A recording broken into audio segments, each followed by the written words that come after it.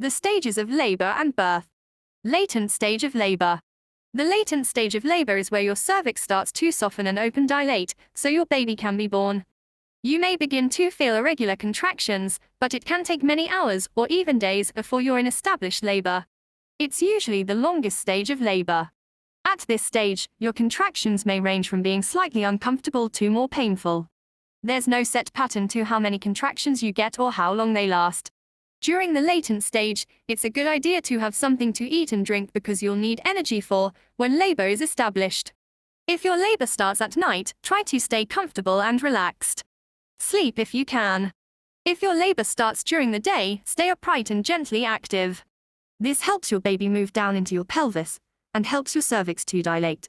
Breathing exercises, massage and having a warm bath or shower may help ease pain during this early stage of labor. Established labor. 1 stage of labor.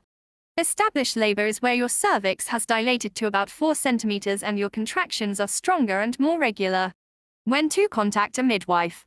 Call your midwife or maternity unit if your contractions are regular every 5 minutes or more often. Your waters break. Your contractions are very strong and you feel you need pain relief. You're worried about anything. If you go into hospital before your labor has become established, they may suggest you go home again for a while.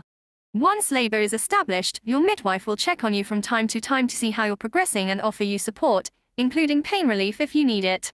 You can either walk around or get into a position that feels comfortable to labor in. Your midwife will offer you regular vaginal examinations to see how your labor is progressing. If you do not want to have these, you do not have to. Your midwife can discuss with you why she's offering them.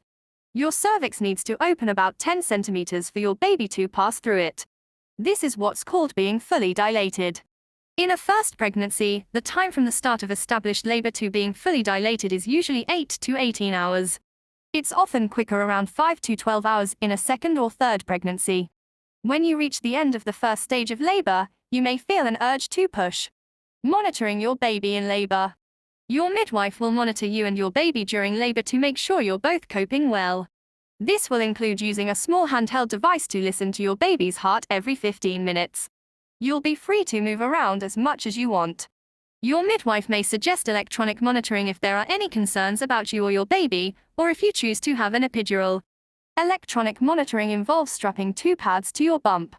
One pad is used to monitor your contractions and the other is used to monitor your baby's heartbeat. These pads are attached to a monitor that shows your baby's heartbeat and your contractions. Sometimes a heart monitor called a fetal scalp electrode can be attached to the baby's head instead. This can give a more accurate measurement of your baby's heartbeat. You can ask to be monitored electronically even if there are no concerns. Having electronic monitoring can sometimes restrict how much you can move around. Your midwife can discuss this with you. If you have electronic monitoring with pads on your bump because there are concerns about your baby's heartbeat, you can take the monitor off if your baby's heartbeat is shown to be normal.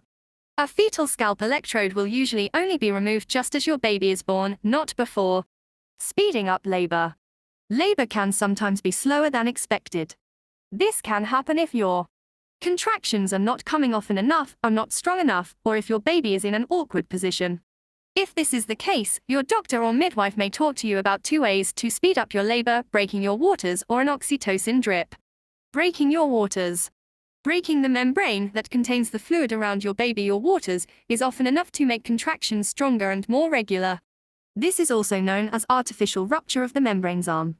Your midwife or doctor can do this by making a small break in the membrane during a vaginal examination. This may make your contractions feel stronger and more painful, so your midwife will talk to you about pain relief. Oxytocin drip. If breaking your waters does not work, your doctor or midwife may suggest using a medicine called oxytocin, also known as syntocinon, to make your contractions stronger. This is given through a drip that goes into a vein, usually in your wrist or arm. Oxytocin can make your contractions stronger and more regular, and can start to work quite quickly, so your midwife will talk to you about your options for pain relief. You will also need electronic monitoring to check your baby is coping with the contractions, as well as regular vaginal examinations to check the drip is working. Second stage of labor. The second stage of labor lasts from when your cervix is fully dilated until the birth of your baby. Finding a position to give birth in.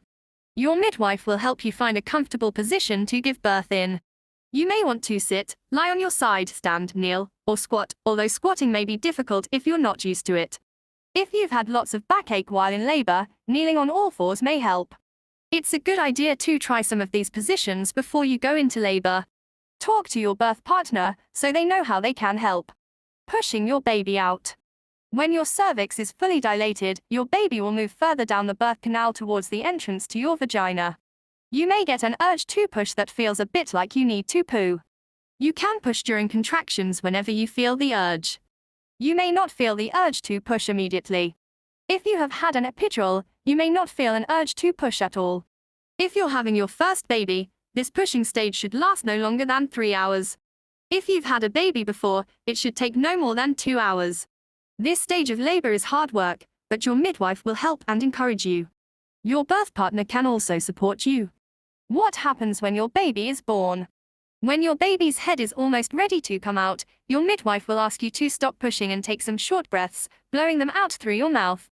This is so your baby's head can be born slowly and gently, giving the skin and muscles in the area between your vagina and anus, the perineum, time to stretch.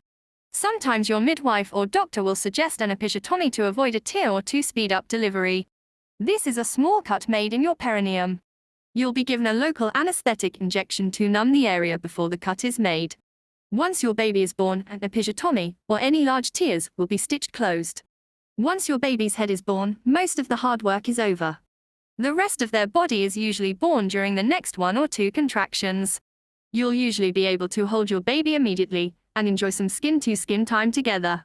You can breastfeed your baby as soon as you like. Ideally, your baby will have their first feed within 1 hour of birth. Third stage of labor. The third stage of labor happens after your baby is born, when your womb contracts and the placenta comes out through your vagina. There are 2 ways to manage this stage of labor. Active when you have treatment to make it happen faster. Physiological when you have no treatment and this stage happens naturally. Your midwife will explain both ways to you while you're still pregnant or during early labor, so you can decide which you would prefer. There are some situations where physiological management is not advisable. Your midwife or doctor can explain if this is the case for you. What is active management? Your midwife will give you an injection of oxytocin into your thigh as you give birth or soon after. This makes your womb contract. Evidence suggests it's better not to cut the umbilical cord immediately, so your midwife will wait to do this between 1 and 5 minutes after birth. This may be done sooner if there are concerns about you or your baby, for example, if the cord is wound tightly around your baby's neck. Once the placenta has come away from your womb, your midwife pulls the cord which is attached to the placenta and pulls the placenta out through your vagina. This usually happens within 30 minutes of your baby being born. Active management speeds up the delivery of the placenta and lowers your risk of having heavy bleeding after the birth, postpartum hemorrhage, but it increases the chance of you feeling and being sick. It can also make after pains contraction-like pains after birth. What is physiological management? No oxytocin injection is given, and the third stage of labor happens naturally. The cord is not cut until it has stopped pulsing. This means blood is still passing from the placenta to your baby. This usually takes around 2 to 4 minutes. Once the placenta has come away from your womb, you should feel some pressure in your bottom and you'll need to push the placenta out. It can take up to an hour for the placenta to come away, but it usually only takes a few minutes to push it out. If the placenta does not come away naturally or you begin to bleed heavily, you'll be advised by your midwife or doctor to switch to active management. You can do this at any time during the third stage of labor.